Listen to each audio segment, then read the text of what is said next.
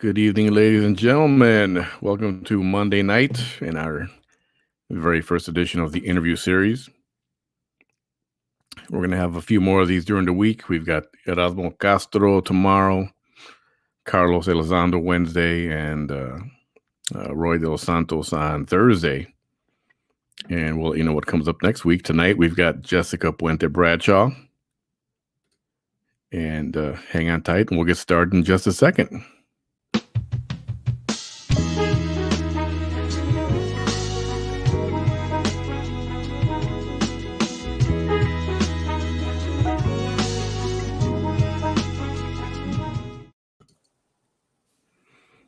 And Jessica, where is Jessica? Oh, I'm here. Hi. Just getting some water. That's cool. How you doing tonight, Jess? I'm doing fine. Thank you for having me on, Manny. It's late. I can't believe it. People watch the show this late at night.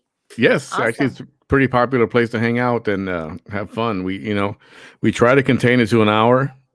Always fail. We always go 2 hours or more. Yeah. Hey, it's like an actual party, right? Where you think, oh, it's only the party's from like 8 to 10, but then you're the one that stays up till 2 a.m., right? Yeah, exactly. And it's just it's hard to step away from it. We're having great discussion, and you just want to continue that discussion. So it just keeps crawling. Another 15 minutes, and finally, you just got to pull the plug and say, you know what? I got to work in the morning. Yeah, time for bed. Excellent. Great. Thanks for having me. So you are the first. This is a new series I'm doing, which I do call the interview series. And we have some more guests lined up this week, which I think I told you already. Mm-hmm. And so you are on our premiere of this. Thank you. Called the interview series.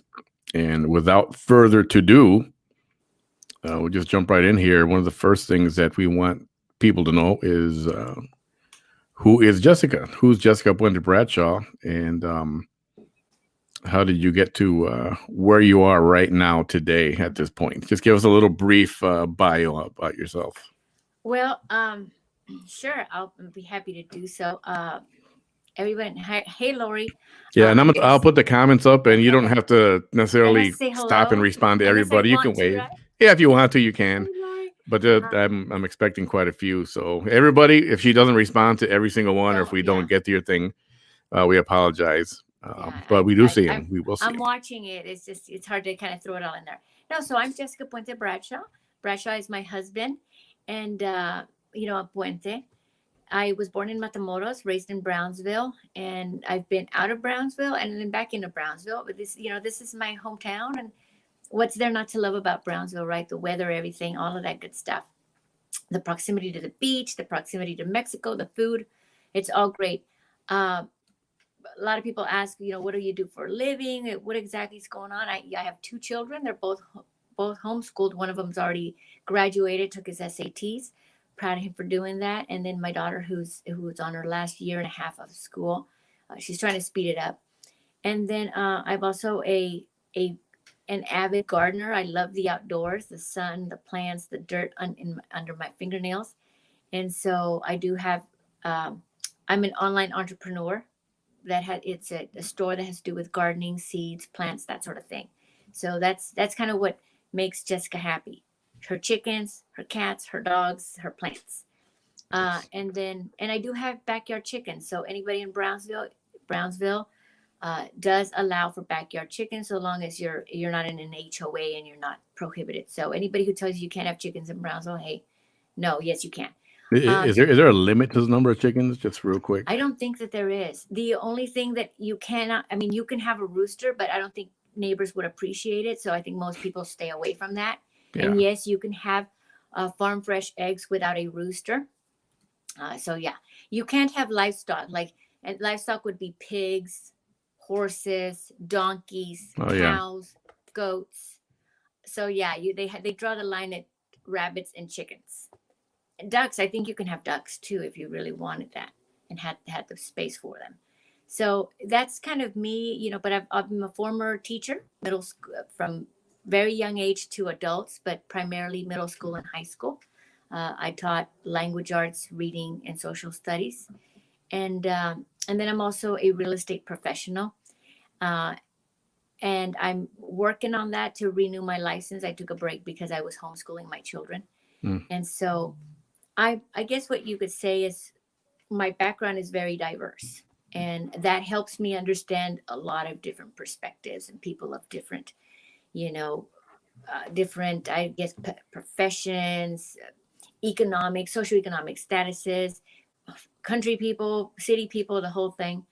And and then as far as what brought me here to this race, City Commissioner District 3 is the position that I'm running for.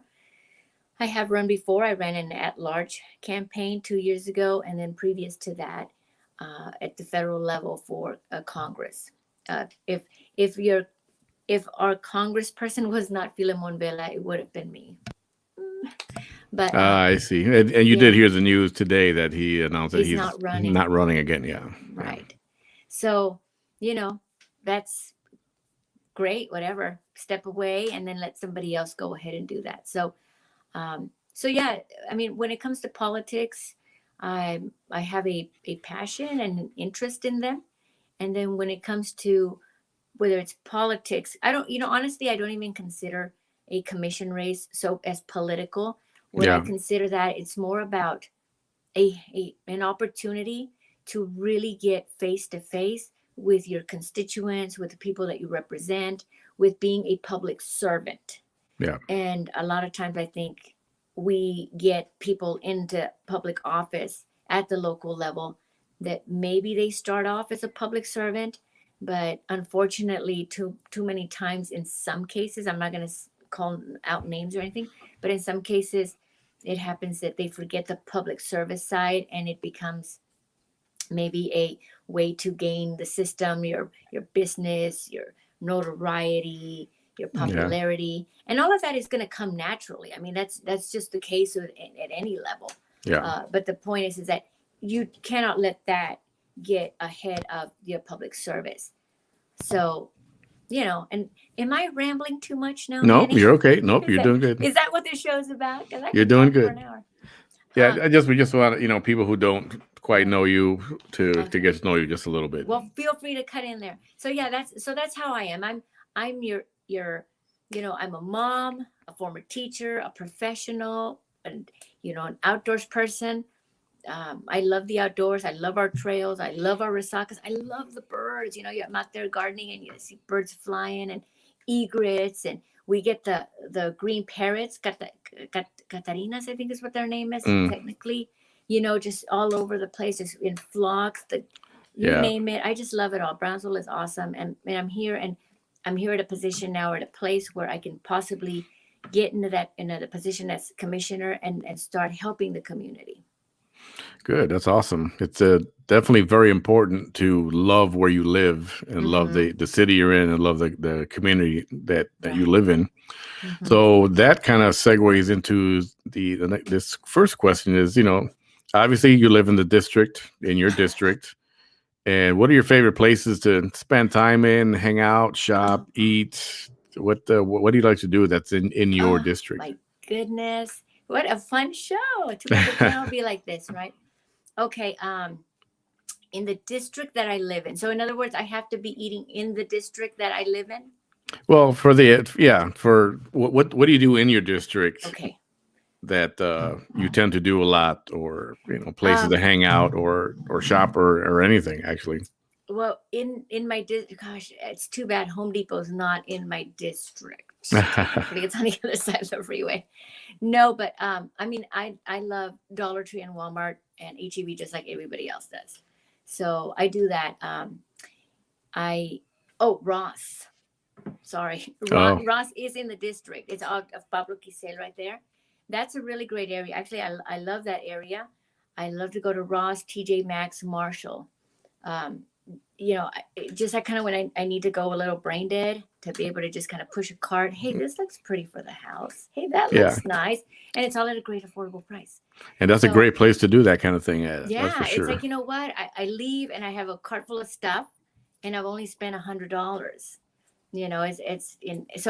Reduced prices. Love it all. I love to shop. Anybody want to shop with me? Hey, let's go. Fun. Yeah. So I love to do that, to that shop, and then have a meal nearby right there. We do, my husband and I, can I say names? Is it okay if I do that even though they're not sponsors? Yes, Okay. absolutely. Date night for the Bradshaws is usually, if we find the time, it's going to be at La Pampa.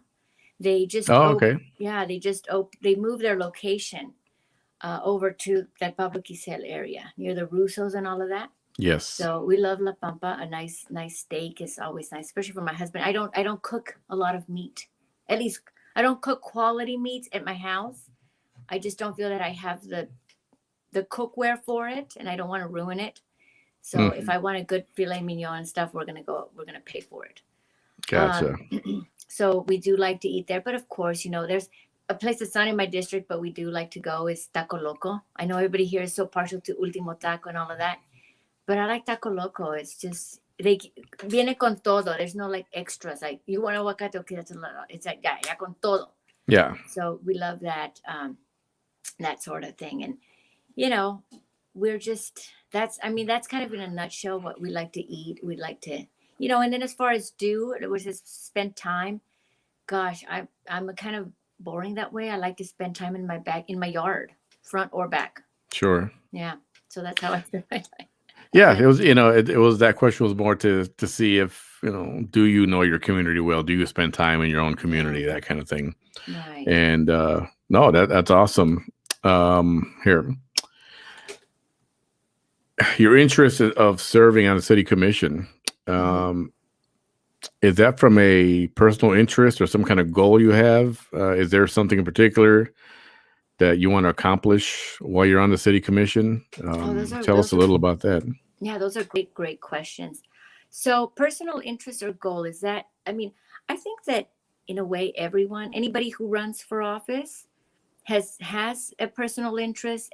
And by a personal interest, I mean that it's a goal. It's something that they want to work towards to see if it can be done.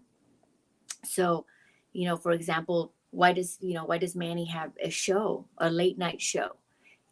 Is it because of personal interest? Sometimes we just we like something and we want to pursue it and see if we can make it work, right? Yeah. And for everyone, it's different. For some people, it's like, well, if I win, I've achieved my goal, or what, just the experience of doing it. I guess, to lead to that, when I ran the first time for Congress, I was fairly young. This was in 2010, so 11 years ago. Younger, less experience, a lot more energy for sure. My kids were younger as well. And I remember when I was thinking about it, a good friend of mine who, we were really good friends and stuff. She said, because it was like, yeah, no. And she says, Jessica, if you have the opportunity to do it, and that's what your passion is, go for it. And so, yeah, I don't know that it's a goal. It's like, it's a passion, right? To be able to say, hey, I want to serve someone. I don't want to just complain. And if I have the ability to step forward, have the support that I need, and run to possibly achieve my goal of helping and not just complaining, then go ahead and do it. So I admire anybody who runs for office, because I'll tell you, it is not easy. Yeah. Whether it's the blogs, the comments, the scrutiny, it's always going to be a bit of I don't know, you're putting yourself out there. So that's difficult to do, to be a candidate. And you could be running for dog catcher and someone is going to have something to criticize. Oh, yeah. Look, you got your dog. You didn't even give your dog a bath. So things like that. So I think that, again, the personal interest and the goal is to be able to serve. And campaigning or running a campaign is just it's just a step in that goal of wanting to serve. Yeah. So I think that answers the question. So why am I doing this? Obviously, it's my need, my want to serve. And then as far as accomplishing in the city commission, there are lots of things that obviously I want, you want, everybody wants. The question is, how do we achieve those things, and make sure that we don't, I just kind of blow the budget on whatever it is that we want, because it's not about that. To me, it's about, what can I do? Well, let me put it this way. You know that saying, if you want something done, you got to do it yourself sometimes. Yeah. That there's quite a bit of that in me when it comes to this. It's like, I hear people complain. And I don't mean they're complaining in a bad way, like they're just a bunch of whiners. No, they're complaining about legitimate issues. They're complaining about the service they're getting or not getting. They're complaining about the support they're getting or not getting from the city. Yeah. And so to me, it's like, gosh, I mean, I complain about what I get or don't get. And so it just gets to a point where it's like, you know what? Maybe if I were in there, I could go ahead and be that voice to say, hey, you know what? You can't ignore me anymore. You can't just like put me on hold. You can't just say, well, sorry, too bad, so sad. No. You know what? And not only that, not me necessarily, but my neighbors, people down the street from me, my neighborhood, you know, in this case, the district, the city. I tell people as I'm campaigning, I said, you know what? I'm running for District 3, and you technically can or cannot vote for me. But that doesn't mean that if you know me, for example, Manny, if he lives in District 1 or 2, he can't come to Jessica and say, hey, I have an issue here. What can we do to help? I'm not going to be like, oh, can't hear you. You're not in District 3. So I think that, you know, that's, what do I want to, you know, I haven't gotten into specifics and we can get into that later. But that's, you know, it's about serving and then helping. And as far as specifics, gosh, there's a reoccurring theme. Yeah. And when I talk to the constituents, the community, and one of them is the support that they don't get from, whether it's small business owners, the support that they don't get from the city when it comes to them trying to grow, to prosper, to become more successful in their own cities. Yeah. And permitting, the word permitting comes up a lot. And that's something we'll touch on in just a little bit. Okay, well then I'll not in super deep depth, but that is one of the topics here. Yeah. Excellent. So, hello to everybody that's joined so far. Yeah, absolutely. Everyone, if you got questions, feel free to post them up there, and a little bit later we can get to some of those if you do have them, or you can inbox me if you like, or just put them as a comment, and we'll try to get to those. While you're thinking of that, Manny, can I show everybody something? Sure. I'll be right here. Give me a second. I just want to share with everybody a basket of eggs. No way. This is our basket of eggs. It's jam-packed. It's so heavy. I swear it weighs like 5 pounds. And then we have eggs in the fridge also. But we haven't bought eggs the whole time that we had the freeze and the coronavirus. I mean, we just don't buy eggs. And there's some in the fridge. I don't know. I have no idea how that works. How often do they lay eggs? How often? Each chicken will lay, depending on the breed of the chicken, will lay a certain color. And let me just show you the difference in size. Well, this is another one. So see, some of them are smaller than others. But like the Leghorns, which are the white ones, like the Looney Tunes white ones, they lay every day. You know, they'll take a break like a Sunday or something, and I'm not kidding. They'll like literally take a break on Sunday, and they'll continue. And then you have these brown ones will also lay every day. This one, she lays every other day, and then we have a red one. Oh my! I just can't see it. Anyway, she lays these. Sometimes she takes a break and she will lay. Like she'll lay, not lay, and then lay again, which is not natural for her. But then we'll get these huge eggs, poor thing, and then they'll be double yolked. It's like she saves it for the next day. So it just depends. Depending on how many eggs you want, is the kind of chicken. So you have to do that research. And then some of them lay better throughout the year. Some of them will not lay in the winter. Some of them will not lay if it's too hot outside. It just depends on the chicken. But the Leghorns, the ones that lay the white eggs, they're really good layers. A quick education in eggs. Yeah, really. Not a bad idea to have some fresh eggs all the time. I know they do taste different. They're very good. They're very tasty. Their color is different. They're healthy. They clean your yard. The chickens do. Like they'll eat the roaches up. Like it's no big deal. And you know what? Honestly, for just preparedness, because you never know. Like we've had this whole year and past year, we're going through a year and a half now where people like run into the store. You know, there's nothing like knowing, hey, at least I have eggs. Panic buying. This way, you've got your own little supply there and your own little egg machine. That's Yeah. pretty awesome. Something to think about. So, since we're on the topic of, what your goals may be, and I wanted to ask you about. There's varying opinions on what is the condition of downtown. Your personal opinion, do you find it to be successful, healthy and getting better? If not, what kind of changes would you make? What would you do to want to improve the downtown area I know there have been improvements here and there, but honestly, business-wise, it just seems a little stagnant. It is stagnant. And then we lost HEB, and then that really slowed it down, unfortunately. Yeah. What I've heard about downtown, and I've been downtown. I don't go there often. I'll be honest, I haven't even been to the local pizza place down there.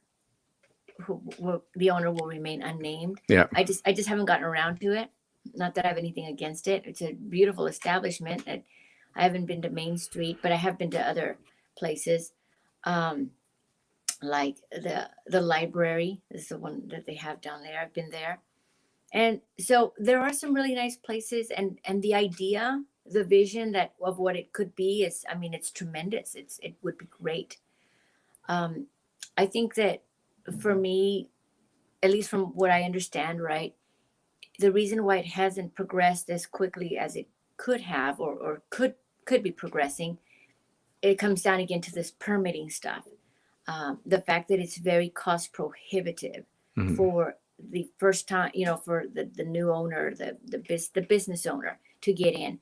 And just as a quick example, so before I get to that, if we want businesses to move into downtown, we have to make it easy for them to do so. Right. We could have a lot of real estate, but if it's not easy to get there or it's cost prohibitive, we're going to have a hard time filling those empty buildings. So with that said, however the growth has been, in my opinion, is because the city has not done what it needs to do to have the growth come in. That hope if they build it, they will come type of thing. Yes. Okay. So we haven't built it. Right. I believe that. Doesn't just mean the four walls. Because there's a lot that goes in there. So with that said, that's what's wrong. So can we get to the problems? Yeah, but I don't think your viewers for this late in the evening want to deal into that. Oh yeah, we could be here all night. Yeah, but it's definitely there. So just a quick example. If I want to start a restaurant, I'm going to have startup costs. I'm going to have to get a loan. I'm going to have to buy supplies, stoves, ovens, chairs, tables, you name it. Utensils. I'm going to have to hire, right? Signs, menus, the whole bit. That's a big cost. Now, that's just the cost of me moving into a location. I also have the cost of the rents, if I'm going to pay rent. And I have the cost of the upgrades and the maintaining. Fifi, we'll get to that in a second. Great question. The cost of maintaining. If I move into one of these old buildings, the building has to either be ready to go, or the owner, whoever that is, because it may not be me, is going to say, fix it up, get on in, and you can get in. So now I, as the entrepreneur, am not only having to take into consideration all my business costs, I also have to take the real estate costs, and potentially the real estate that doesn't belong to me. Yeah. Right. It's like somebody saying, "Yeah, move into my apartment. I'm the rent. I'll lease it to you. You move into my apartment, but you know what? The floor's falling apart. The ceiling's falling apart. There's leaks in the roof. You fix it." And then you'd be like, "Well, shouldn't you fix that for me before I move in?" So sometimes downtown works that way. It's like, no, you fix it and then you can move in. So then you do that, but then before you know it, now you have to deal with plumbing that has to come up to code, electricity that's got to be brought up to code, and fire alarm systems, all kinds of things that have to come up to code. So now we're asking this new whatever, it could be a hamburger joint, to not only fund the hamburger joint, but also fund the upgrade of this building that they want to move into. Yeah. So unless the owner of the building is the hamburger joint guy, there's not a lot of interest, because if the business goes belly up due to the lack of traffic, I get to leave maybe with my stove and all of that good stuff, tables, but I don't get to leave with any of the upgrades I put into the building to even get in there. The owner keeps them, but I don't. Yeah, so that is something that's been talked about quite a bit, how getting a building permit or construction permit for improvements is just very costly and sometimes even time consuming, just waiting for them to get approved and all that. Exactly. So, yeah. Manny.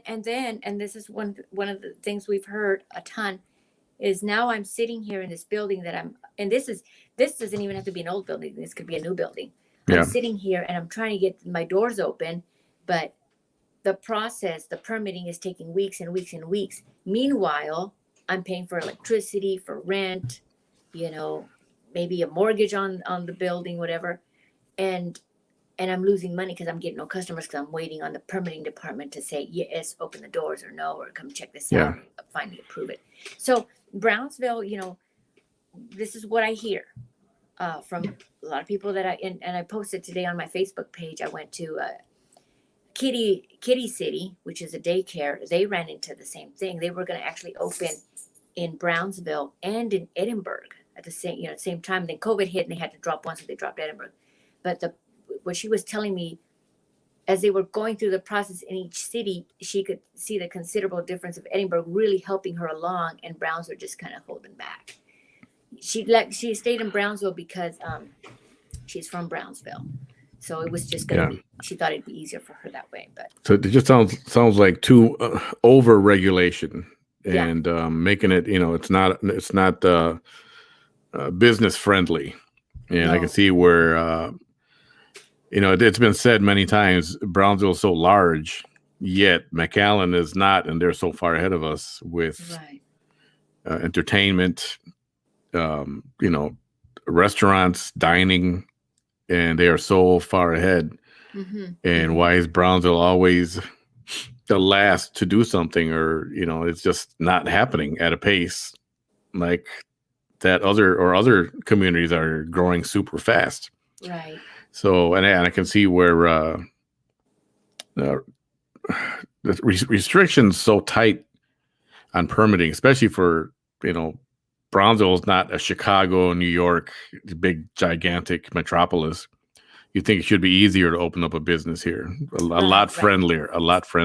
Yeah, I mean, friendlier, more streamlined. And I know that 2 years ago, I brought this up again. I explained how San Jose, because we used to live in San Jose, California. I explained how they do it, and then they, not the other candidates, but the city, they say, well, we're already going in that route. You're saying stuff we're already doing. Well, here we are 2 years later, and they're still working on the stuff. Yeah. So I'm like, okay, whatever. Yeah. And Fifi wanted to know where exactly is District 3. I'm gonna reach up. And I'm going to grab the map, and hopefully we can see it a little bit. It's just easier to explain that way.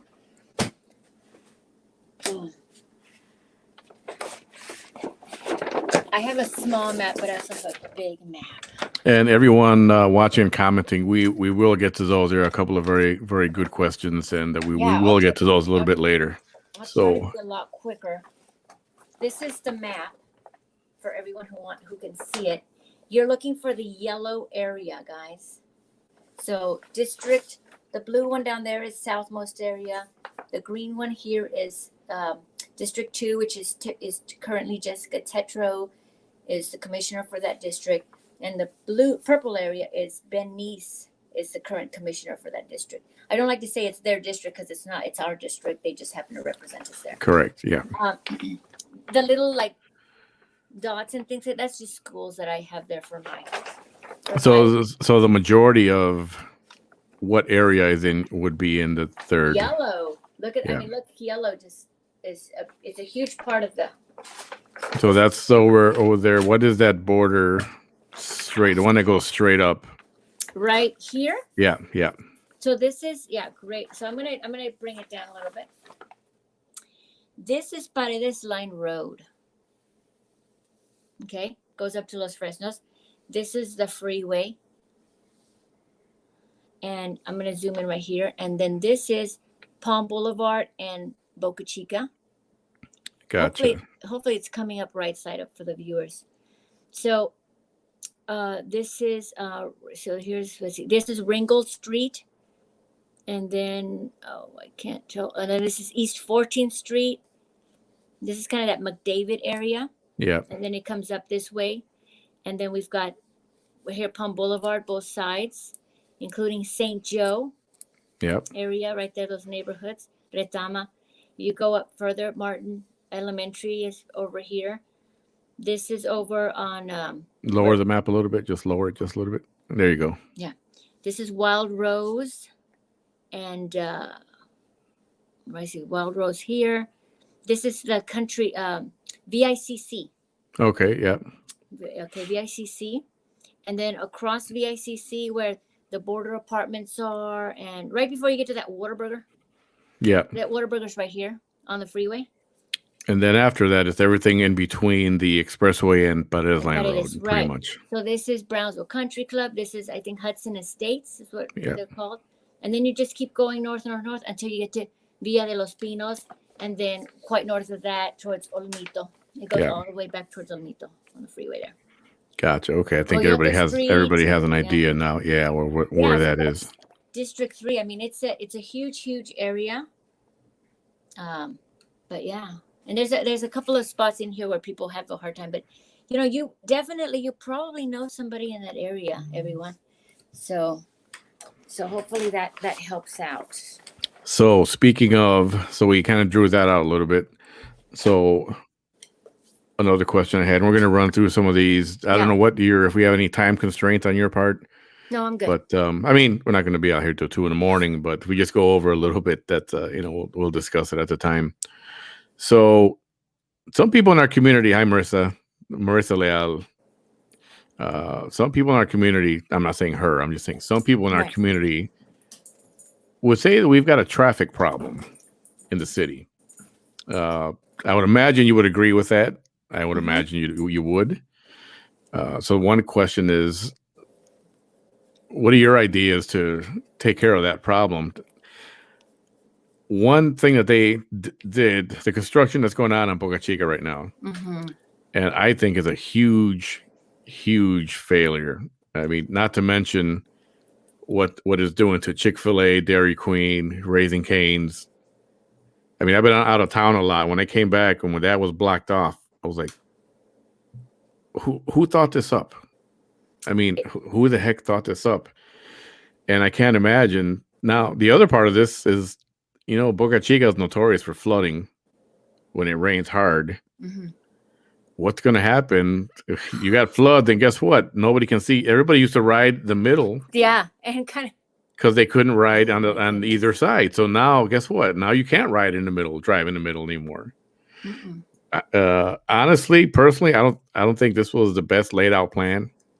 And question to you is, at this point, any quick ideas to remedy the traffic problems? Not to mention some of the lights are off. Some are too long. Some are not long enough.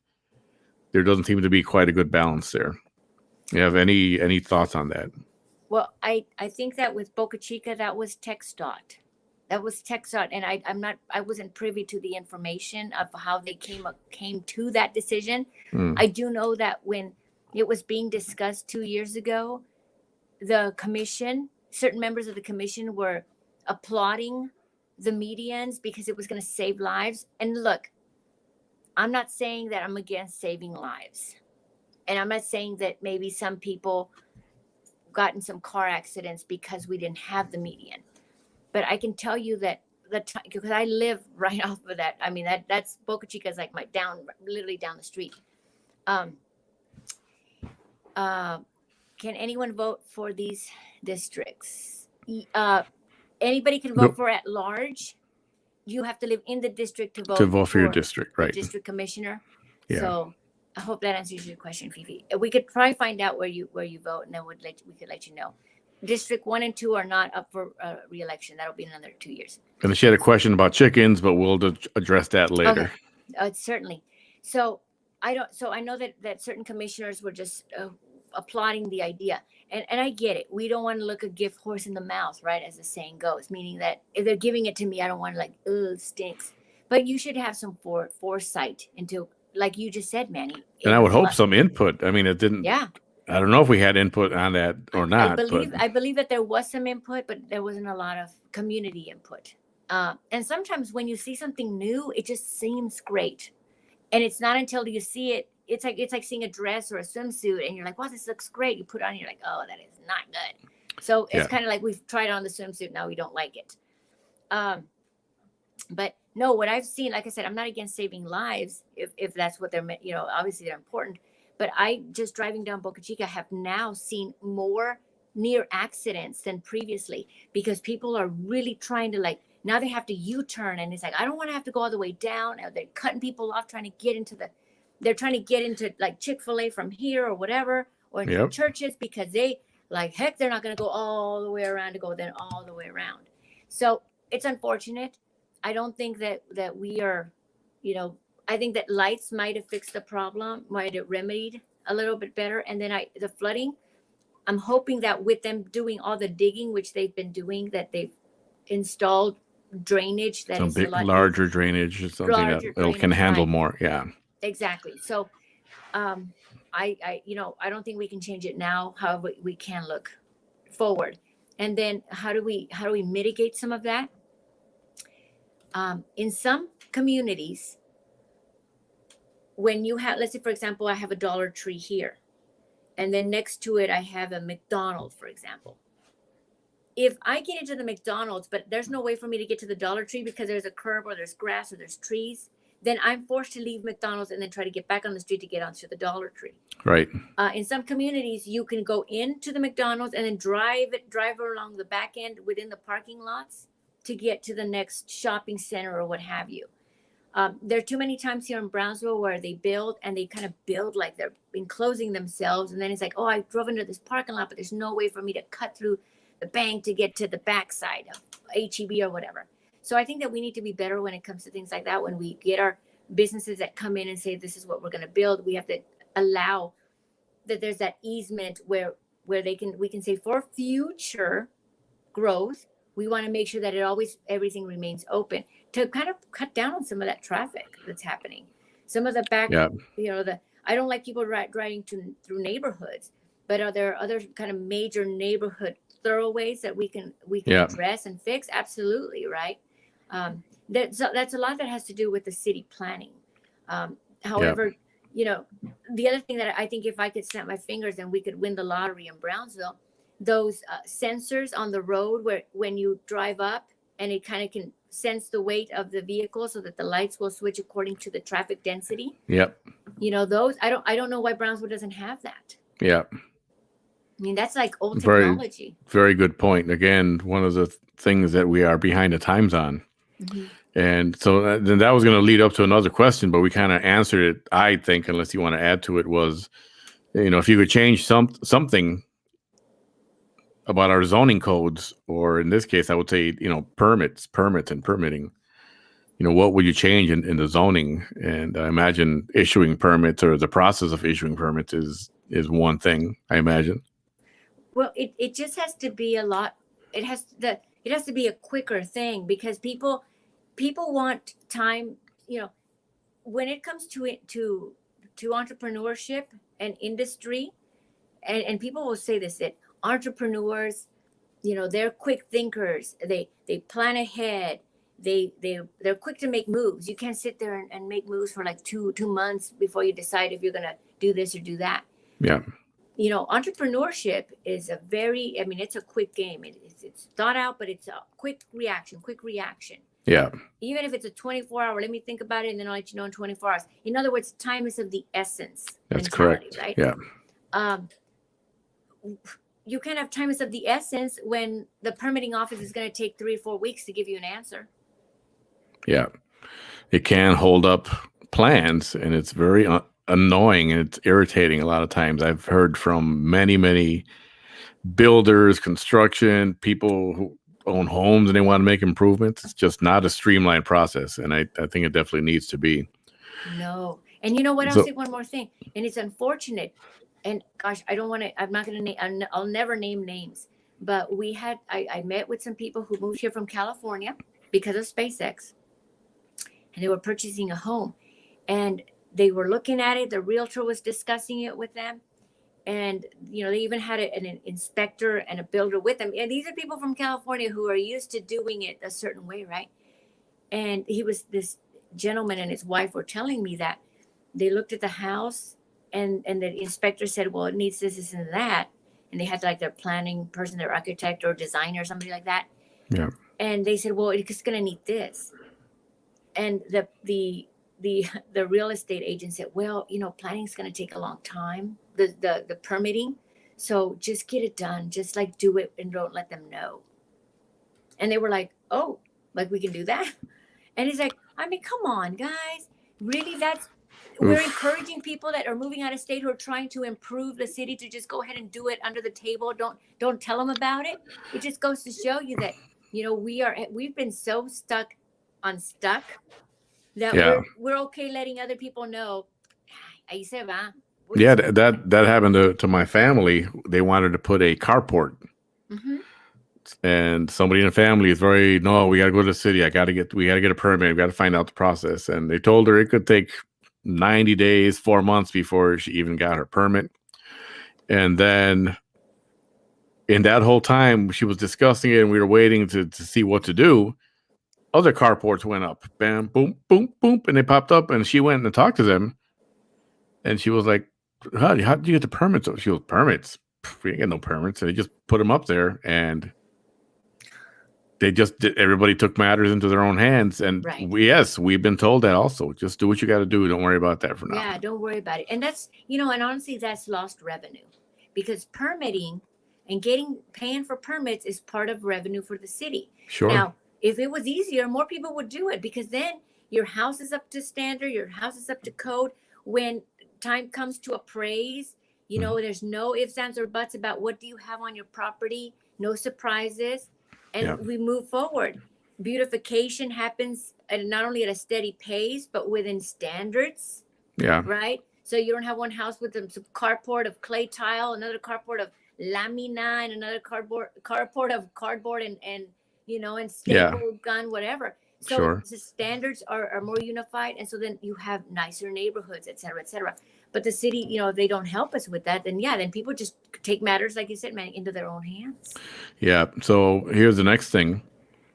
How can you or how would you plan to involve your constituents, the residents of some of the decisions? Or, you know, I think it's important to talk to your people, to get feedback. And that's not happening right now. I mean, some people don't even know who all the commissioners are. I don't. Like, I've lost track, and some of them we haven't seen or heard from ever. And it's like, and I don't think that's right. Would you somehow involve your constituents into, you know, some of the decisions that have to be made, and would you get their input, their opinions? Yes. So I'm a real big believer in people wanting to just be included in the process. You know, it's kind of like when, let's say you live in a neighborhood and it's very unified. And every time somebody has a barbecue, everybody knows about it, right? And, I'm just going to go to my neighbor's, he's having a barbecue and I'm going to take whatever. Well, one day, it's just barbecues are happening and you never hear, Manny has no clue. And people are like, hey, are you going to go to Joe Schmo's barbecue? And you're like, what? Really, Joe? And you're like, man, you feel like, man, what a jerk. He didn't tell me that he's having a barbecue and I have to find out from somebody else, right? Yeah. Nobody likes that feeling. I don't know anybody who likes that feeling. People want to just know. Because see, if I know, I can choose to go to the barbecue or not. But I don't feel like I'm being left out of the process. Right. So yeah, I don't know anybody. And if somebody does, I dare them to comment and say, oh, I love being left out of anything. I love being left out of family gatherings, and nobody likes that. So it's no different when it comes to your community. So it's important to involve people, the residents in the process, the decision-making process. If they want to show up to the meetings, fine. If they don't want to show up, at least you let them know, and they can't say, pues nadie me dijo. Right. That's the Right. other part of it. The residents have to be more involved. It's like, they say, oh, you didn't vote, so don't complain. You don't come out and give your input, then, you don't have a lot to say. Exactly. I do agree with that. So how do you involve them? I think what you're doing is a wonderful platform. If it's just 15 minutes a week where I can go on my campaign, or at this point, my commissioner's page, and do a online town hall, a phone town hall, text messaging, which I've been really big on, where, even if people go to my campaign page, Jessica Puente Bradshaw for City Commissioner District 3, they'll see the banner that'll say, text this to this phone number to get on the mailing list. Yeah. You reach out and you let them know votes coming, this is on the agenda, reach out, whatever polls. Yeah. Because then people feel like they're part of that decision-making process. So there's no excuse in this day and age.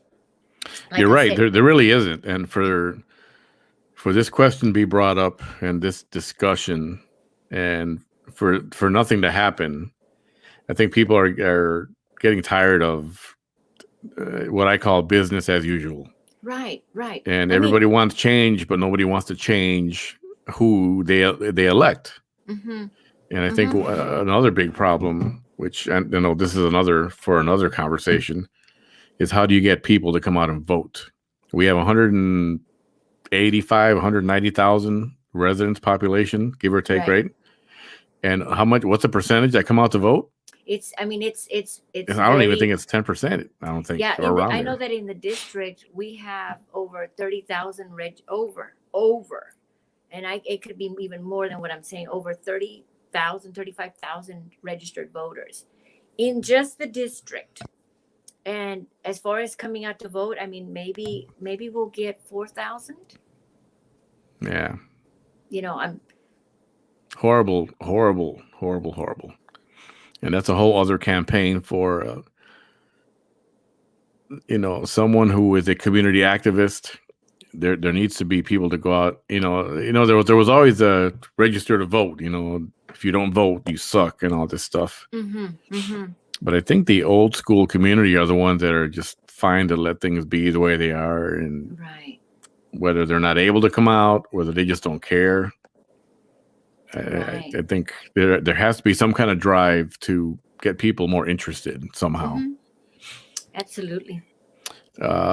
Quick question for you guys. I know you guys are putting comments and questions, and we will get to those at the end here. I just want to run through my short list here.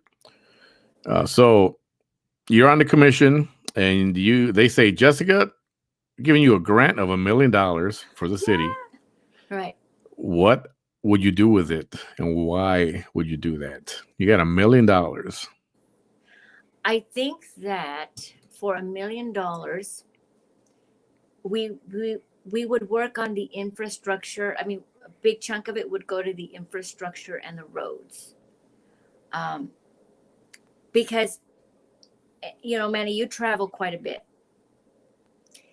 When you fly into a city or travel into a city, one of the first things you notice is how beautiful the city is, and the roads, and just how things flow, right? Yeah. And by that, we're talking even the small things, like the way that the lines are painted, the curbs are painted, the sidewalks. There's not weeds growing through the sidewalks. Curb appeal throughout the city. We have a wonderful zoo. We have beautiful parks, trails, but sometimes they're easy to overlook, and you don't notice them because of just how scuzzy everything looks. Yeah. So that would be. Oh, and what things I mentioned? I said 2 years ago, and I'll say it again, because Jessica loves gardening. I've lived in cities and in communities where the city will host. See, and some of these things don't cost any money. Mm-hmm.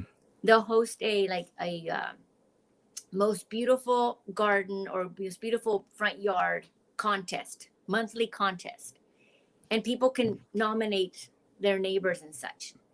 And and they will choose them, and it just creates beauty, right? Because they have this beautiful garden or front yard. Sure. And then they'll get on the front page of the town website.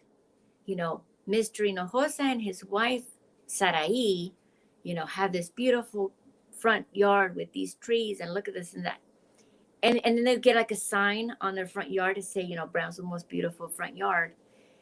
People here love their plants. So to be able to showcase them either per district or for citywide, and they get posted, these are really nice things where people who have pride in their yard or in their garden or whatever can be showcased, and slowly but surely the community would learn, and then they might want to get involved. I'm not saying it's going to change the whole city, but it's part of that home pride, right? That we can kind of, just nurture by doing things like that, getting involved in the community, getting the community involved, so to speak.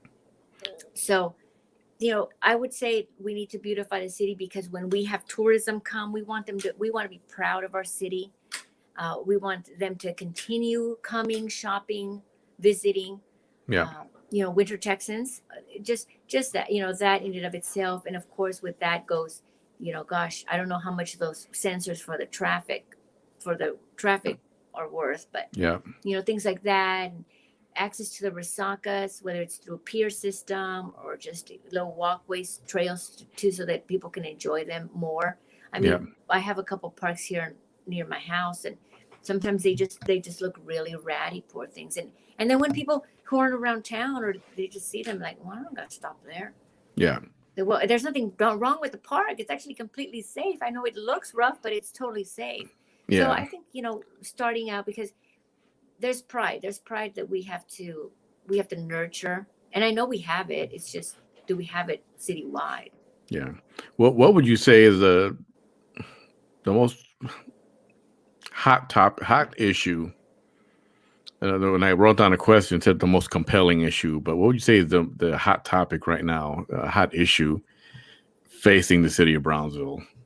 If you had to think of everything that's going on, whether it's construction or business being not friendly for new business, or whatever the issue may be. I think that, there's a ton of things. We could get into some of the federal issues, but I don't like to dive into that so much, not because I can't handle a question of that caliber. It's just that sometimes, when it comes to things like the immigration issue, the border safety issue, those are things that are almost beyond our control, because there's such a federal involvement in there. Yeah. But, hot issues in the city, I would say the lack of opportunity, business opportunity, jobs, which goes hand in hand with the lack of support of entrepreneurs or small businesses, because it's the small businesses that employ. That's always, a lot of people are concerned about that and worry about that, because then we lose our kids to another city, a bigger city, that sort of thing. And small business, jobs, and entrepreneurship, and all of that is what propels the city forward economically. And if we can succeed economically, then obviously people can buy better, nicer homes. They can spend more money on their homes. And, the economy is big. It's not the most exciting thing to talk about. I get it. But at the end of the day, people want to have that security, financial security. Yeah. They want to be able to fulfill their dreams of owning their own business. Nobody likes to live in a neighborhood where, I had these stores or this panaderia or this and this and that, and now it's all vacant for rent, out of business. Yeah. It doesn't, when people talk about McAllen, they don't talk about their lack of rent or these empty buildings. They talk about, oh my gosh, look at this, and you can go eat there, you can go eat here, well, we want to say the same for Brownsville, and that starts with the economy. Yeah, the economy, and I know one topic that the residents are hot for is holding businesses accountable, or entities accountable, when we make deals with them. For example, Spacex Tesla, even, or let's just use SpaceX. X number of jobs were promised, or it's supposed to happen, and it seems like most of the jobs, people are coming from out of town to work these jobs. Right. If there were no qualified people to do those jobs, why couldn't they? And he could start a training facility right there where people who live in the Brownsville area can go and apply, learn a trade, and then guess what? Yep, now this is a Tesla school, so we're going to hire you to work at SpaceX. And are the leaders in Brownsville keeping track of promises made? Are these promises being fulfilled? Right. That's a problem. That if it's not being done, and they're just letting these companies and big organizations do as they wish, without living up to the expectation that they told us they would. I have a little insight on that particular topic. The individuals that I spoke to about SpaceX, they're involved with SpaceX and all that. I mentioned that. I said, hey, what about these jobs? What about the jobs that we were promised? So two things go with that. One is that when it comes to these negotiations, for whatever reason, whoever sat at the table at the time, they took things at face value and maybe didn't ask the right questions and get, in order to understand the transaction that we were getting ourselves into. And in some cases, honestly, the transaction maybe is more important than the details. It's just, let's just get him here because we can somehow monetize this, right? Yeah, and it can't be a bad thing to have SpaceX in your backyard here, right? No. So apparently, and if it gets, I'm going to try to get as much out in the details without going too long. So apparently at SpaceX, they're what they call, I'm being told this, okay, I'm not making this up. They have Spacex Groupies. Do you know what a Spacex Groupie is, Manny? What is a Spacex Groupie? So a Spacex Groupie, here's a mess. It's getting late, guys. The Spacex Groupie, the groupies are a group of people. Literally, they probably have SpaceX tattooed on their arms. They travel from SpaceX base to SpaceX base, following these rocket launches. Mm-hmm. And they're like the Grateful Dead groupies, but for SpaceX. And we're talking, I'm sure maybe almost 100 people, I don't know. But they travel. And what they do is they go and they spend the day or the night or the weekend. And they go and they take video footage and they get hotels and they go out to eat and they do all of these things. So they go do all of that, right? So there's economy for you. There's travel and leisure that's coming into the city. So that's one aspect. So the other thing, so that's one thing to keep in mind. So the other thing is that when SpaceX came and they were talking about these jobs, and you made a good point, Manny, what about training and getting people, qualify them to work here? They said, this individual was telling me that it's very difficult to go somewhere right away and say, we're going to hire immediately, because it's such a specialized job, right? They're specialized jobs. And they can only hire so much of the non-specialized. And that's understandable. But what they mentioned is that usually where SpaceX has put itself, they have had relationships with the local universities. And in this relationship building, they'll say, hey, look, we will provide a professor or whatever, depending on what the negotiation is. But there has to be a curriculum involved and education facilities for that.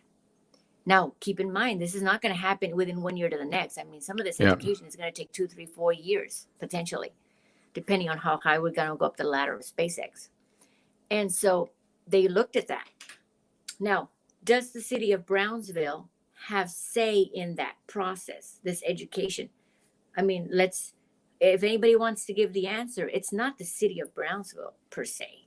We're talking now a TSC or a UTRGV entity. We're talking BISD as an entity to get kids to get to this point to where they are now part of this kind of track, right?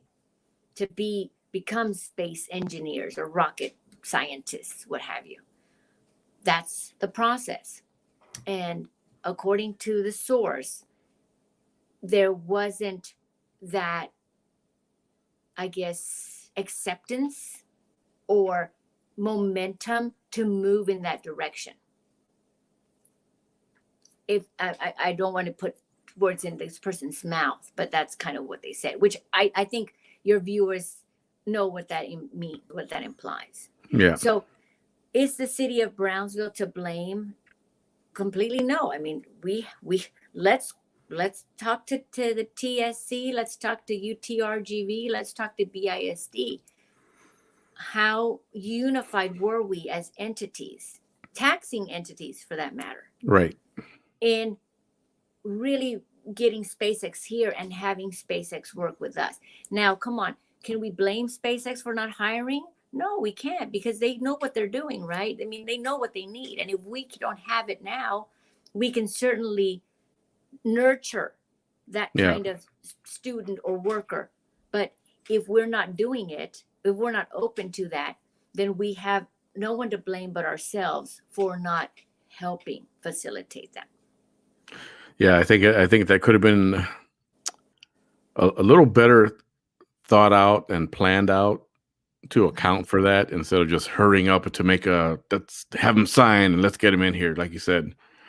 And I think in the long run, actually in the short run, is where it's going to cost a lot of the jobs not coming here.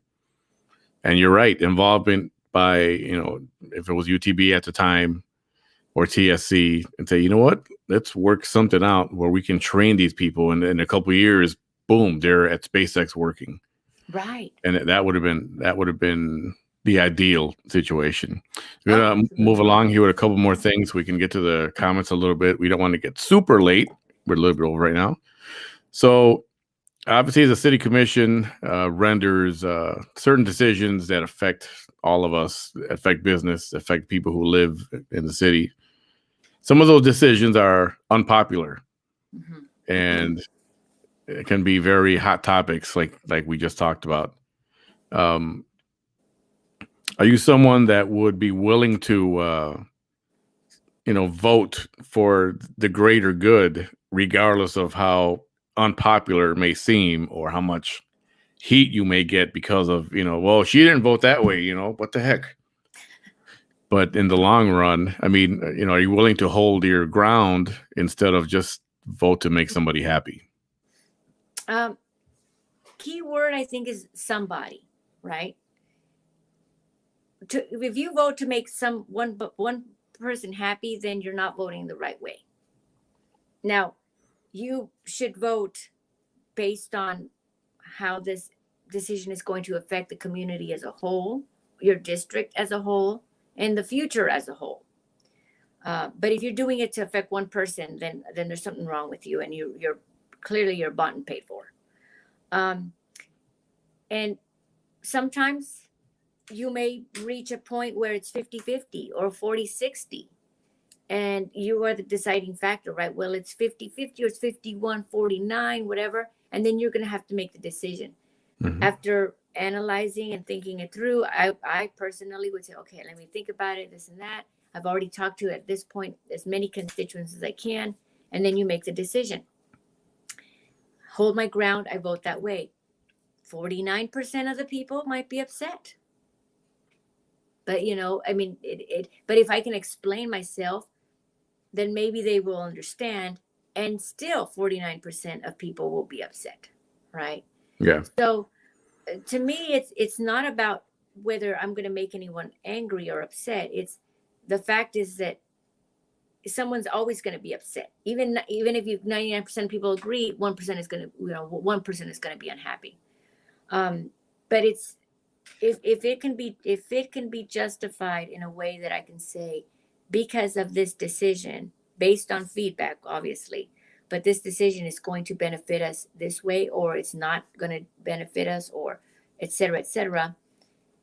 Or again, it doesn't eliminate the rights of people in such a way that, because I'm a big individual rights person. If it gives you rights but takes away from another, then that's a problem. But if it gives you rights and it gives another person the same and equal rights, then we don't have a problem, right? Yeah. So that's how I would vote.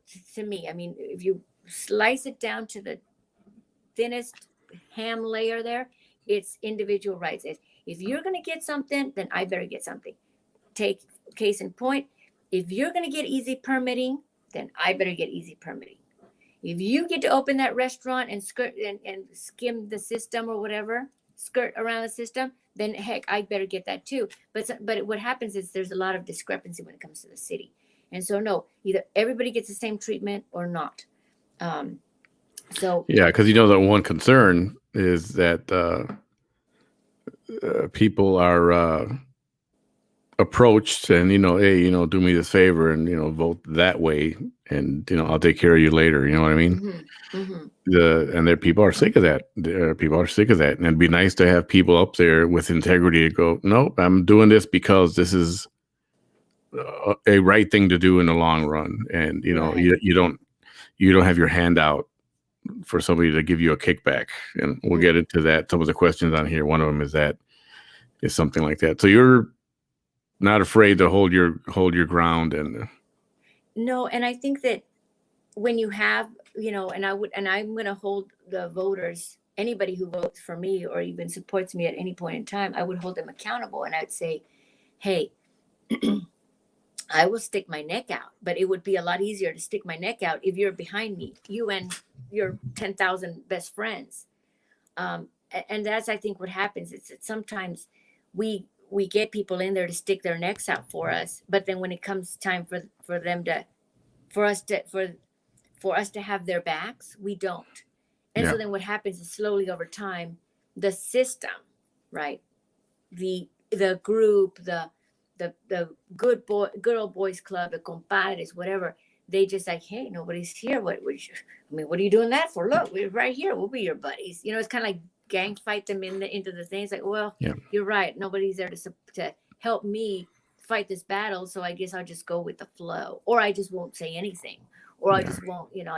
I just kind of sit back and abstain and everything and let everybody else, duke it out. yeah, And that's unfortunate. We don't want that. yeah. I think it's so important to communicate and be out there with the people, not hide in that room once a week. Or like I said, there are a lot of us. Well, I'll speak for myself. I don't know a lot of the names up there that are there, and you never see them or you never hear from them. One quick question. We're gonna get the comment to some of the questions on here from the fans watching. One quick question. I don't want to spend a lot of time on these, so we're gonna start moving along a little we'll bit. be fast. What's your view on term limits for the city commission? That's been a hot topic. Yeah, I mean, if they're doing a great job, then run for another position and get in there again, right? Or I don't know what the ins and outs are, but maybe it's run for something, wait a while, and then you can come back later. I'll have to look at that. But no, I'm okay on term limits because it does cut, especially once they get in there and they dig their heels in, or they got the money or they got the contacts. Yeah, órale pa fuera. If you like it that much and you're doing a great job, then people will support you when you come back and run for mayor or for something else. For mayor or for just something different. Mm-hmm. Yeah, I agree. It's not. I don't believe that the introduction of term limits was to aim at one particular person. I think again, people are just tired of individuals that are holding a seat for such a long time. And eventually things become business as usual, and then progress is not made. Exactly. So that's why they want to see change. So let's get to some of the little questions here from the fans. Eddie Trevino, what are some of your concerns that you'll bring up immediately? Like if you're elected and you're in that chair with your little nameplate right in front of your chair, what is something that you'd want to tackle like right away for your district? That's not Eddie Trevino, our county commissioner, is it? No, absolutely like not. Green Bay Packers cheesehead. Okay, concerns. I think one of the concerns to me is the way the city is being managed through. Let me put it this way: the commission represents the voice of the voter, right? Technically, and the city manager runs the city. When the voter is not having a good time with the city, that means that there's something going on that's not being properly managed. Which means that the commission needs to go to the city manager and say, hey, I've got a lot of people back here who are really upset about X, Y, or Z. My understanding is we hear a lot of everything's fine. And the commission's like, oh, everything's fine. Meanwhile, the voters are like, can't understand why everything is not fine. Mhm. And the city is like, I got my job, I'm good. And I'm not saying all of them, but that happens. But as far as addressing early on is to start saying, hey, you know what, let's start making sure that there's a way for the community to address the problems that they have with the city so that we can start fixing in-house. A lot of times people want to say, oh, well, let's just throw more money at it, throw more money. No, we have great employees that maybe would like to do better, but the way the system is being managed is not helping them do so, or they don't have a voice in that process. So immediately, Eddie, we would have to go in there and start making sure that in-house things are being addressed and managed the right way. That takes zero money, but it takes some effort. But if we can change that, then people will start seeing immediately. For example, the permitting process. To change that process to make it more streamlined doesn't cost more money, doesn't raise your taxes. But it does take somebody, a commissioner, going in there and saying, nope, not working. City manager, you fix it. And if it's still not working a month from now, they need to fix it and hold their feet to the fire. Yeah. It's easy to be a commissioner if, and hey, I love to be at home and work on my garden, but it's easy to be a commissioner if all you're going to do is like, oh, well, I guess that's what it is. Sorry, I made a call for you. I made a call for you, Eddie. But what about the next 10 people are they going to also need to have to do that? No, it should be fair for everybody. Holding people's feet to the fire is definitely something that has not been done around here for a long time. And I think, that definitely would be welcome. Miss Fifi Bermuda, I believe the Majestic Theater could be restored to how it was before and could get used for maybe plays or local performing arts like they do in San Antonio. Might that be that would be something people would like to see, she's saying. Yeah, absolutely. Carlos says if you don't provide a kickback for the permits, they'll deny or delay your permits. So, and that's the sad thing. I want to build this thing, here's an envelope, or I'll come by tomorrow and that does happen. That's terrible. How do you curb that? Is it even possible to curb that too? That's a good question. But Carlos, I feel for you, because if you're saying that, then you must have experienced that in at some point in your life, or people that you know. That when someone says that, when somebody even suggests that you give them a kickback, it's because they know that the process is broken, and it's so slow that they actually have time to sit there and ask for a mordida or a bribe. But if it was happening like this, and people were moving, and permits and plans were getting looked at and reviewed and sent out within 72 hours or 48 hours, then there's no time. There's no time to ask for a bribe, because you're actually sitting there working, getting things done. But imagine you're sitting there with a stack full of plans, and you're kicking back, and I'll get to that when I get to it. Hey, you know what? I got some time. I'm gonna go over and I'm gonna go give them a deal with this. Then that's what's happening. When you're working, you don't have time to ask for bribes and permits.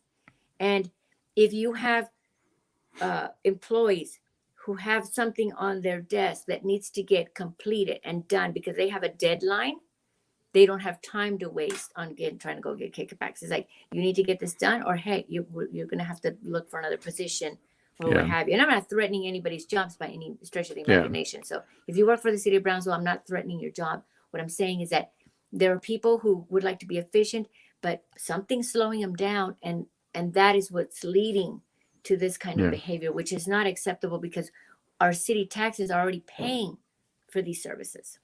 Yeah. And, it's got to do, hire people who work with integrity. Mhm. That they're not going to stick their hand out and say, "Hey, I'll do it if you give me a, nice $100 bill or something like that." Mhm. Mhm. And I think it starts at the top, Right. finding the right people and trying not to get that. Uh, But you need to go through. Oh, okay. You can go there. I can move the computer. There. My husband's got to get something out of the fridge. I that's already cool. moved it out of the Hey, way. Jonathan. Ozzy, what initiatives would you propose in order to help Brownsville citizens become more informed about our local government? Sadly, a vast majority of our citizens don't care or fail to change anything. That's something we just talked about. It's Mhm. how do you get them more involved? Any ideas? Would you try to even tackle something like that? I think that's a big deal, because if you can get another 10% of the population to vote, I mean, that's amazing in itself. But how do you do that? Ozzy, that's a great question, Ozzy.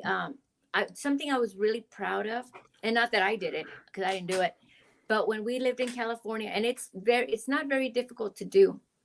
It does cost money, but I'm sure there are grants out there, and I'm sure that it's something that we could facilitate over time in one way or another.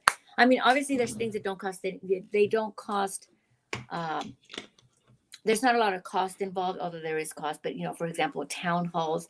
We have Facebook right now. I mean, Manny, how much is it costing you to do this? Right? I mean, it doesn't.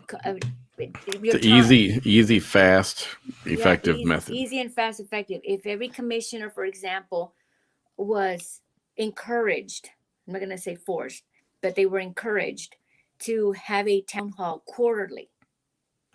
Eventually the word would get around, hey, did you see their town hall? Hey, and not all on the same day, guys, spread it out so people can watch different ones.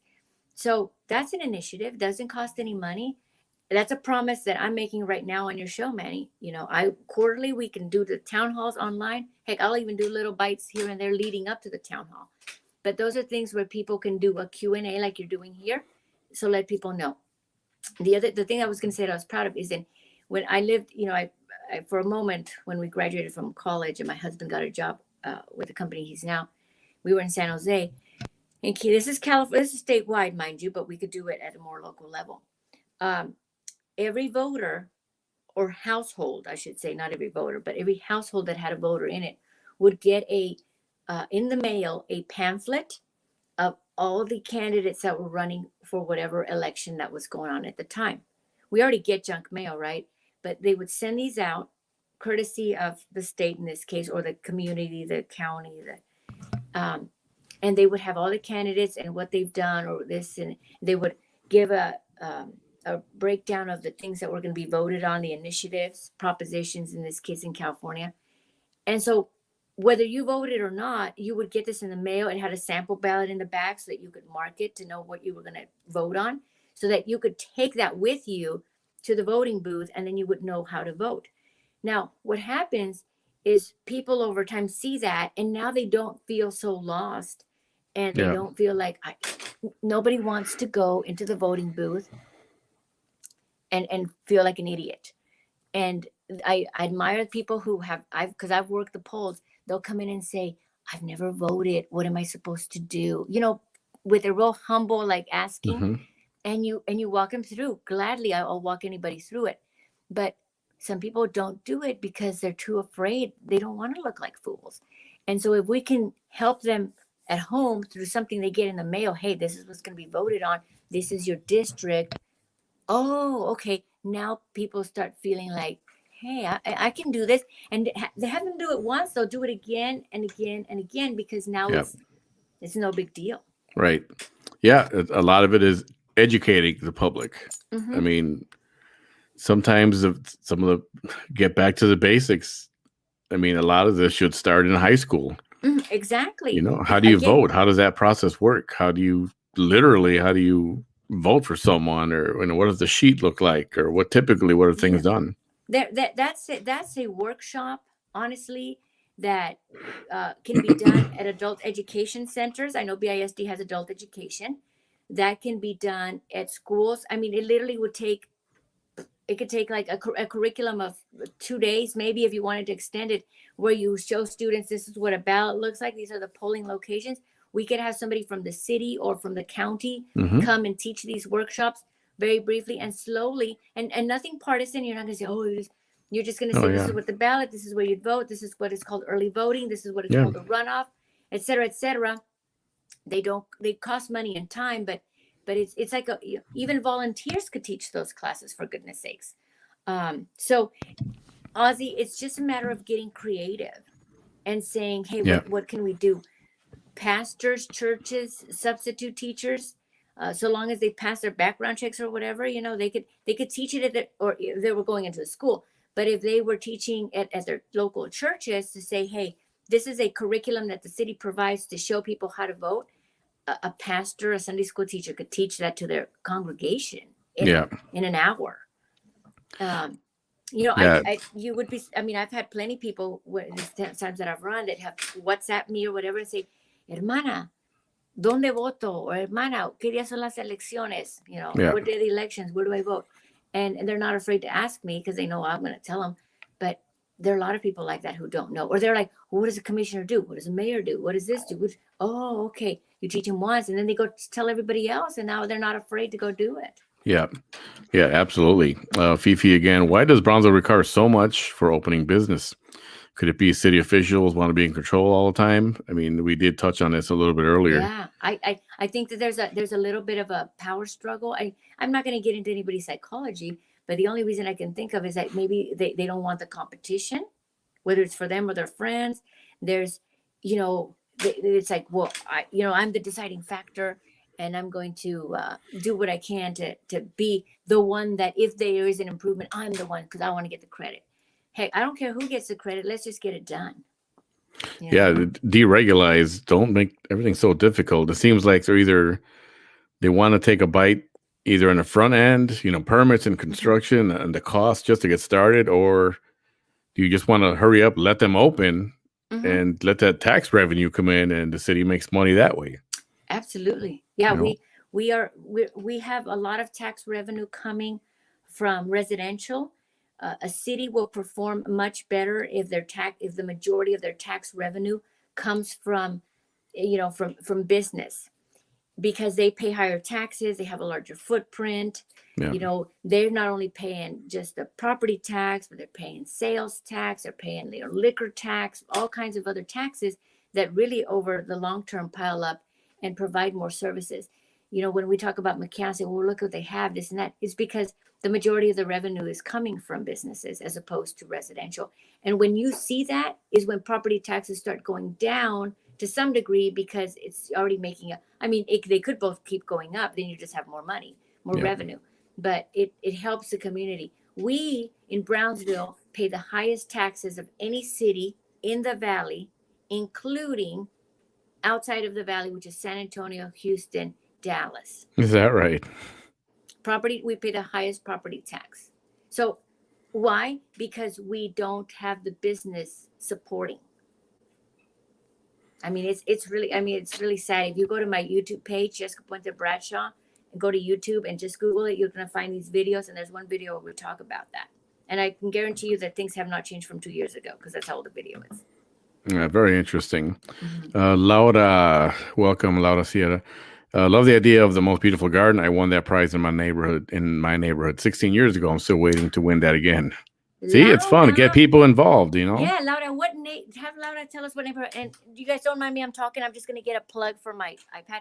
But what neighborhood was that? I'm curious to find out. Laura, I don't know if you caught that or not. She's wondering what neighborhood, what city, and that's awesome. And I think it's great to get people involved. And people like this. They want to see their homes put up on TV, on the internet and a newspaper and a magazine. Well, and it's every month somebody different, and even the city can, jump in with, the winner gets a gift certificate for gift card for Lowe's or Home Depot. Home Depot, yeah. And you know what? Home Depot would be so proud to sponsor that. And that Mama, give me an iPad charger. Tell my Es- daughter to bring me the iPad charger.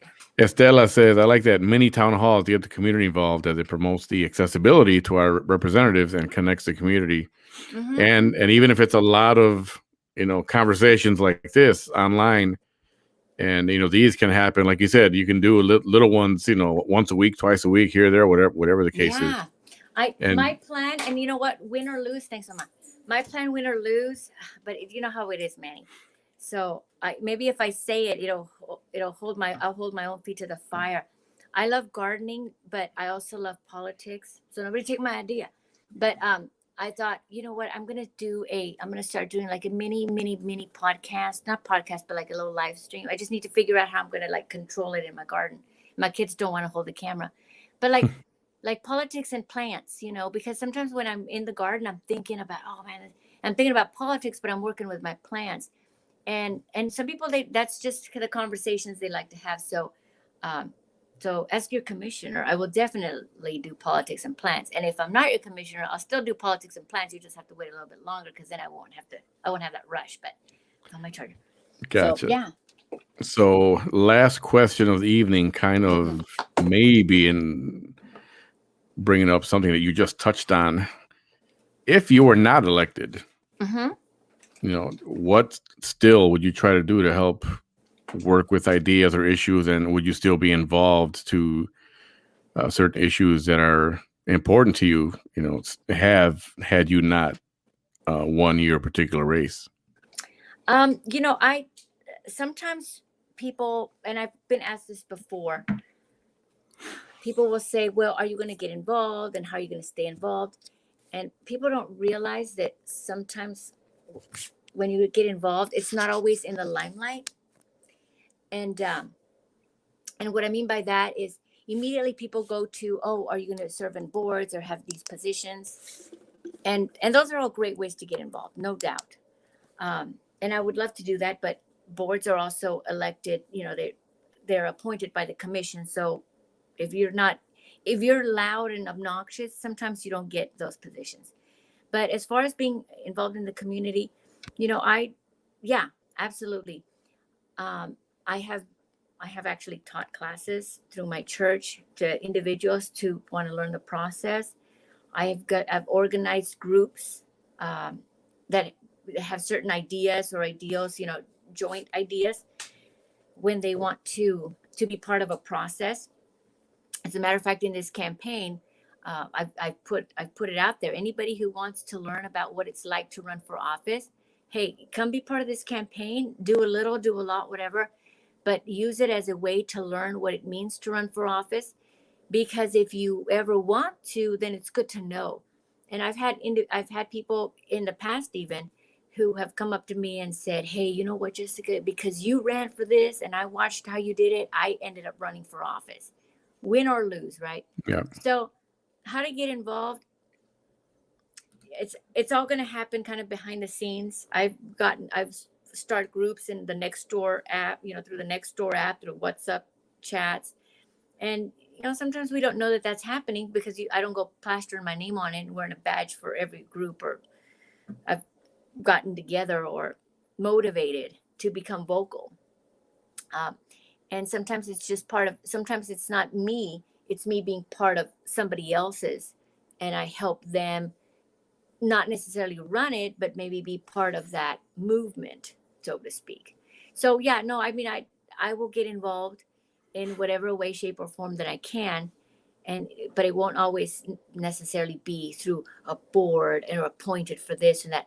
I honestly, like most people, I have a job, I have a husband, I have children, I have animals, I have commitments that make it difficult for me to dedicate, 12, 8, 9, and whatever hours a week on something that takes such commitment, like a city board or something. And, I leave it that to people who have more time, or whose spouses are more, get out of the house. Like, I don't want you here. My husband likes to have me around too. So, and I'm not blaming it on him, but he likes me around. So I try to make it work. Understood. In closing, I will give you a couple of minutes to state your case, a little rundown of why Jessica Puente Bradshaw. Are those all the questions? Oh my goodness, how fun was that? Well, first of all, let me kind of take that off.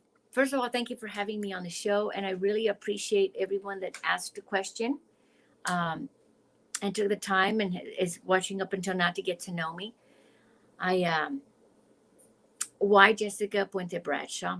I think that, hopefully the answers and my ideas have just at least touched the surface and have given your viewers, you all out there, a perspective of who I am. I mean, I'm not just a candidate, and I won't be just a candidate on this poster. I'm an actual person who loves this city, who loves our community, who appreciates our community, but would really love there to be more for us to enjoy at every aspect and level, from the business owner to the special needs family to the everyday, person who is just trying to put food on the table through an opportunity, through work or what have you, the person who calls 911 at 3 a.m. and is expecting to get a response in a prompt manner or prompt time because something's happening. Yeah. So I'm just an individual with concerns for the city and for her community. I'm not seeking power for my business or anything like that. I'm here to represent. And what you see is what you get. I have flexibility, thankfully, through my husband and my children, and also through my business to be able to dedicate time, energy, and effort to the city that I love very much. And, you have to love this. You have to love a city to be willing to put up with the summers the way we do, right? Agreed. So I know, absolutely. So this is me. I'm running for office. I'm running to be your District 3 Commissioner. If you live in the district, I would love your vote. If you do not live in the district, but you are impressed or want to know more about me, feel free to find me on Facebook, send me a question on here on the chat. Even Manny will find a way to get it to me. And I'm here to represent everyone in District 3, but also represent anybody outside of District 3, because as your commissioner, I will be a vote for the community, and so I really look forward to that, to serving. Election day is May 19th through the 27th, and early vote is May 1st. May 1st is my birthday. So if you want to give me a birthday present, go ahead and give me a vote. And this is me. I just want all the energy and effort that we put into the city to be used in a way that will benefit us as a community, not just a select few. So I'm Jessica Puente Bradshaw, and I ask you for your vote. Visit Jessica Puente Bradshaw for City Commissioner District 3 on Facebook. You can find my personal page at Jess PMTE Brad. Something like that, yeah. Yeah, something like that. Manny's got a friend of me. Very well said. We will end with this last comment here. Elizabeth Dearlam, West Brownsville Garden Club would do that and drive around Brownsville and choose different yards in Brownsville. My mom and my grandmother would do that. The garden club is not active anymore. Oh, see, we all want the garden something like that back. would be good. Yeah. We want the garden club back. Jessica Puente Bradshaw for garden club. Jessica, thank you for coming on tonight. We would love to have you back again. The floor is open to you as you like, and we are considering putting together a little forum/debate with some of the other candidates. If you would be willing to be a part of that, I will try to put that together. Absolutely. But I will say good luck in your race, and we will see you again before election time. Yes. Jessica Puente Bradshaw, thank you. Thanks for being here. Thank you all for having me. Thank you, and good night, everyone. Alan, thank you. Great job. There you go. Thank you so much, everyone. Thanks for watching. Thanks for your input. And have a great night. We'll be back tomorrow. Tomorrow, Erasmo Castro as a candidate, not as a guest host. He'll be a candidate. So he'll be in the hot seat tomorrow. And then a lot more coming up for the rest of the week. Everyone, thank you again and have a good night.